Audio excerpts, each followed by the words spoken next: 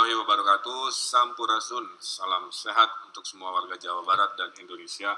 Ada berita baik, selain kulit manggis ada ekstraknya, kita hadir vaksin di minggu ini. Jadi vaksin sudah hadir, dan seperti kita ketahui yang merespon vaksin selalu terbagi dua. Ada yang merespon dengan rasional, berpikir ilmiah, berpikir yang baik. Ada juga yang merespon dengan emosional, merespon irasional, tidak percaya, tidak mau, dan sebagainya. Biasanya mereka yang tidak percaya, tidak mau karena tiga hal. Satu, bertanya bukan pada ahlinya, ada yang tanya ke musisi, ada yang nanya ke profesi arsitek, hal-hal yang sebenarnya bukan bidang. Ada juga yang terprovokasi di WA, di media sosial, dan juga ada yang kena korban hoax. Rata-rata pasti karena tiga ini. Nah, saya fokus ke orang-orang rasional yang bela negara, menyelamatkan negara agar pandemi cepat selesai. Mereka biasanya tetap bertanya, tapi bertanya kepada mereka yang menjadi referensi. Satu, bertanya ke ahli vaksin. Dokter juga banyak, tapi tidak semua dokter paham virologi atau vaksin. Tanyanya ke dokter yang ahli vaksin. Kedua, apakah aman untuk diedarkan? Bertanyanya ke BP POM. Ya. Ketiga, apakah halal? Karena ini juga prasyarat kita mayoritas muslim, maka bertanya ke ulama. Biasanya mereka di kelompok yang rasional ini karena mendapatkan informasi dari tiga pihak ini. Nah, intinya akhir pandemi ini, itu kalau orang sakitnya sembuh oleh obat atau terapi, orang sehatnya kuat oleh antibodi dan vaksin. Nah, ini ada video animasinya, silakan lihat. Nah, di dalam video animasi ini kita bisa melihat bahwa antibodi akan muncul karena vaksin itu adalah mengambil satu bagian dari virus yang dimatikan, dilemahkan, disuntikan ke badan kita, seperti saya sebagai relawan, kemudian seluruh tubuh merespon benda asing yang masuk ke tubuh kita dengan menghasilkan antibodi. Nah, itulah yang diharapkan dari vaksin yang sekarang kita lihat di animasi. Nah, vaksin yang ke Indonesia terbagi dua.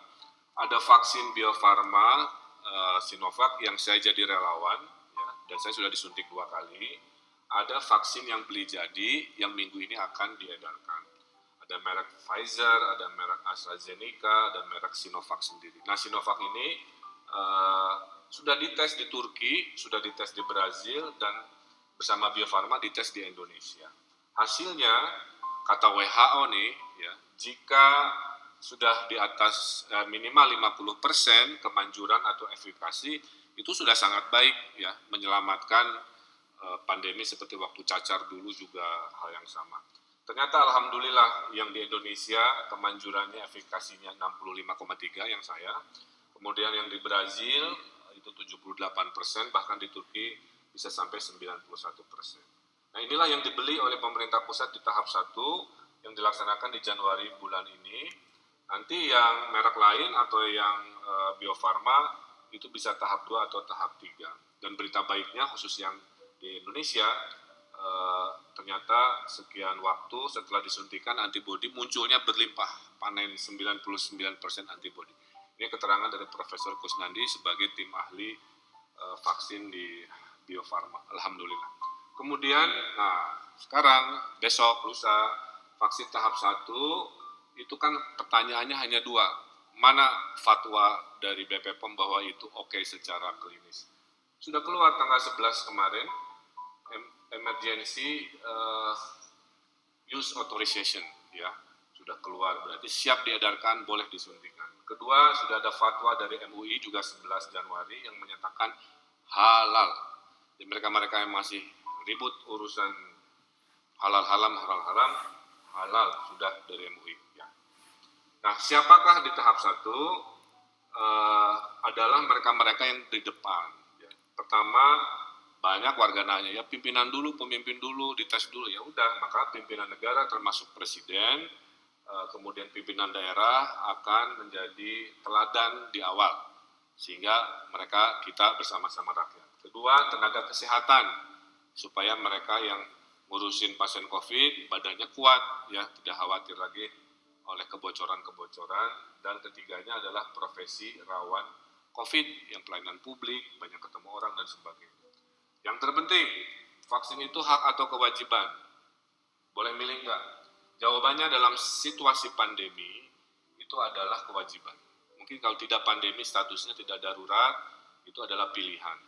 Seperti yang pernah kita alami. Tapi kalau sudah situasi darurat pandemi, Anda-Anda yang sudah terdaftar, ya sudah diharapkan datang dan tidak melaksanakan itu masuk kategori membahayakan kesehatan, keselamatan masyarakat dan negara. Ada dua undang-undang, ya Undang-Undang 4 Wabah tahun 1984 dan Undang-Undang Kekarantinaan Kesehatan.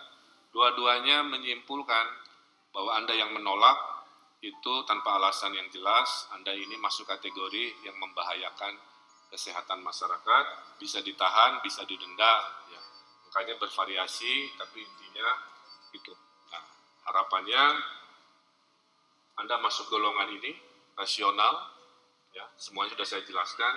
Tidak masuk golongan ini, ya, di minggu-minggu ini dan seterusnya, dan berharap sesuai arahan Presiden, kurang dari 1 tahun semua bisa divaksin sesuai yang kriteria, maka 2021 adalah tahun pulih pandemi dan tahun pulih ekonomi.